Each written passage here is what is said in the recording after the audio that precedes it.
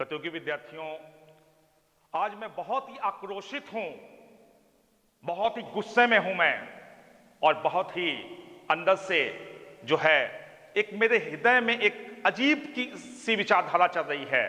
प्रतियोगी विद्यार्थियों, आज मैं बात करना चाह रहा हूं आप लोगों से एसएससी, रेलवे, जेएसएससी एवं अन्य प्रतियोगिता परीक्षाओं के लिए आखिर केंद्र सरकार और राज्य सरकार क्या कर रही है।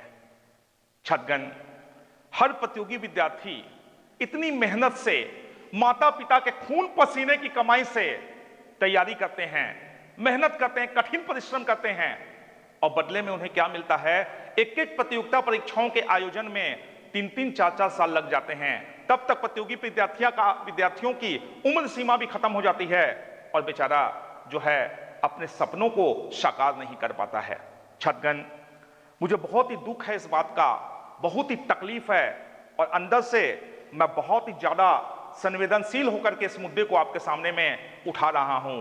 और जैसा कि कैंपेन पूरे इंडिया में चलाया जा रहा है कि एसएससी, रेलवे और अन्य प्रतियोगिता परीक्षाओं के खिलाफ एक एक विद्यार्थियों को, एक एक प्रतियोगिता परीक्षाओं के शिक्षकों को, एक एक कोचिंग संस्थान के संचालकों को आवाज उठाने का आह्वान मैं करता हूं। क्यों? यह विद्यार्थियों के भविष्य की बात है। छात्रगण, आप हम लोगों के सबसे दिल अजीज हैं, आप हमारे दिल के सबसे करीब हैं, और आपके उज्जवल भविष्य निर्माण के लिए हमें कुछ भी करना पड़े, सड़कों पर आना पड़े, आंदोलन करना पड़े, सरकार के सामने जाकर के अपनी कुर्बानी भी देना पड़े, तो हम उसके लिए तैयार हैं। हम एक क्षण भी नहीं सोचेंगे इसके लिए, और हम अपनी कुर्बानी तक देने के लिए तैयार हैं। इसके लिए कैसा भी हल्ला बोल करना पड़े, हम तैयार हैं। छात्रगण, केंद्र सरकार, राज्य सरकार केवल दिखावा मात्र कर रही है, केवल बड़े बड़े सपने दिखाना, ये कर देंगे, वो कर देंगे, ऐसे कर देंगे, वैसे कर देंगे, है ना, लेकिन सपनों से जिंदगी नहीं चलती है। छात्रगण, जिंदगी हकीकत में चलती है। मुझे अफसोस के साथ कहना पड़ रहा है कि बहुत ही आशाओं के साथ हम लोगों ने माननीय प्रधानमंत्री नरेंद्र मोदी जी को केंद्र में चुना, हेमंत सोरेन जी को राज्य में चुना। क्या थी उम्मीद? हम लोगों को उम्मीद थी कि आने वाले समय में ये लोग बेरोजगारों को रोजगार देंगे। जितनी भी लंबित प्रतियोगिता परीक्षाएं हैं, चाहे वो जेएसएससी की हैं, पंचायत सचिव की हैं, अन्य प्रतियोगिता परीक्षाएं हैं, केंद्र में आप देख लीजिए, रेलवे ग्रुप डी एनटीपीसी का वैकेंसी भरा हुआ है, करोड़ों लोगों ने फॉर्म भरा, पैसे ले लिए गए, लेकिन आज तक एग्जामिनेशन की कोई सुगबुगाहट नहीं। बार बार आ रहा है कैंसिल, कैंसिल, कैंसिल। ये कब तक चलेगा कैंसिल?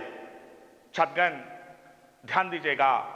मुझे अफसोस है कि लोकतंत्र में चतुर्थ स्तंभ मीडिया को कहा जाता है, और मीडिया हमेशा जागरूकता लाता है समाज में, लेकिन अफसोस कोई भी टीवी न्यूज चैनल आप खोल करके देख लीजिए, कहीं भी आपको प्रतियोगी विद्यार्थियों के भविष्य की बात नहीं होती है। कभी भी नहीं ये चर्चा की जाती है कि प्रतियोगी विद्यार्थी जो कि बेरोजगार हो रहे हैं इस देश में, उनका क्या होगा।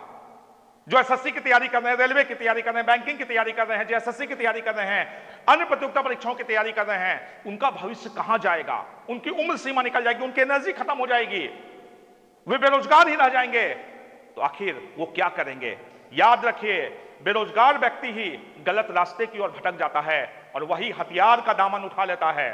इसलिए सरकार से मैं गुजारिश करूंगा कि सचेत हो जाएं, वरना 1974 का जो जयप्रकाश आंदोलन हुआ था, जिसने इंदिरा गांधी की तानाशाही सरकार के खिलाफ भी तख्त बदल दे, ताज बदल दे, बेईमानों का राज बदल दे। छात्रगण, अब वो वक्त आ गया है कि विद्यार्थी न रुकेगा, न थकेगा, न थमेगा, और इस हल्ला बोल में हम सभी एकजुट होकर के केंद्र सरकार और राज्य सरकार का विरोध करेंगे। एसएससी के एग्जामिनेशन आप कंडक्ट कीजिए, रेलवे के एग्जामिनेशन आप कंडक्ट कीजिए, एसएससी का जितना बैकलॉग वैकेंसी है 2017 के बाद, उसको आप सारे को निकाल करके उसका रिजल्ट दीजिए। रेलवे ग्रुप डी एनटीपीसी के करोड़ों लोगों ने फॉर्म भरवाया, आज आप रेलवे का निजीकरण कर रहे हैं। क्या है ये सब? क्या दिखाना चाहते हैं आप? आखिर केवल ये कहना कि भारत युवाओं का देश है और सबसे ज्यादा युवा भारत में रहते हैं, लेकिन मैं माननीय प्रधानमंत्री नरेंद्र मोदी जी से पूछता हूं कि इन युवाओं के बारे में आपने क्या सोचा है? इन युवाओं के लिए आपके मन में क्या तकलीफ है? क्या आपके अंदर में संवेदनाएं हैं? जवाब होगा कुछ नहीं। मैं माननीय हेमंत सोरेन जी से पूछना चाहता हूं कि आपने बहुत बड़े बड़े वादा किए थे इलेक्शन के पहले, ये करूंगा, वो करूंगा, सारे मुद्दों को मैं एकदम सुलझा दूंगा, नौकरियों का अंबार ला दूंगा, ये करूंगा वो करूंगा। आपके समय में भी क्या हो रहा है, कहीं कोई छुपा हुआ नहीं है। रिजल्ट कहां से कहां है, सारे मामले कोर्ट में चले जाते हैं, सारे मामले न्यायालय में चले जाते हैं, और प्रतियोगी विद्यार्थी तैयारी करते करते बेचारा थक जाता है और अपने आप को निराशावादी रुख की ओर ले जाता है।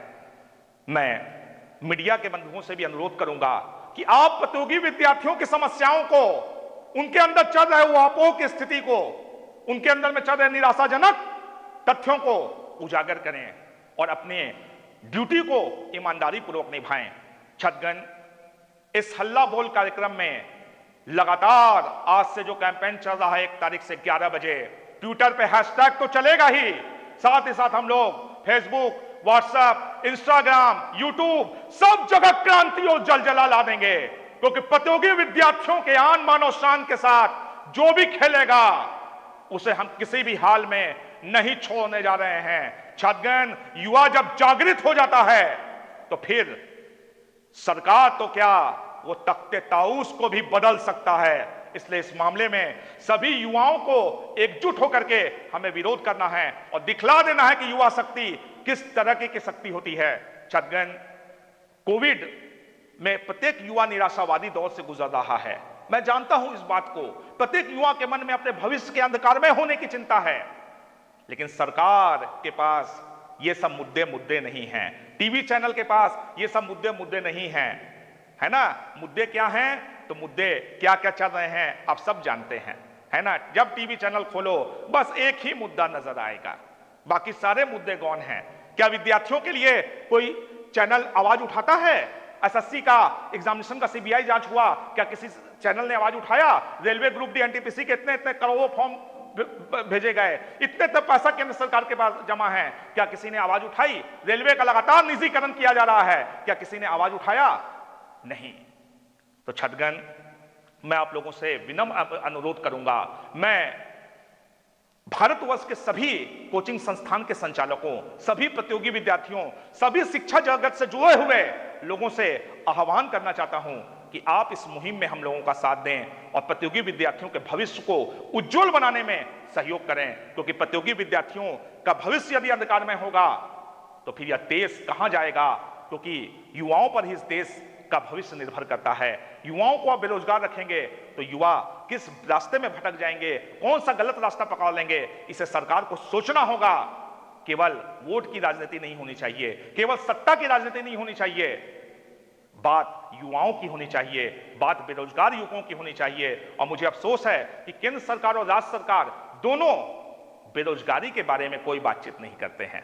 इन्हें लगता है सब कुछ ठीक है, ऑल इज वेल, सब बढ़िया चल रहा है ना। नहीं छात्रगण, हमें इस मुद्दे को उठाना होगा और एक जन आंदोलन बनाना होगा, और यह जन आंदोलन दूर तलक जाएगा, चाहे वो दिल्ली तक जाए या रांची तक जाए।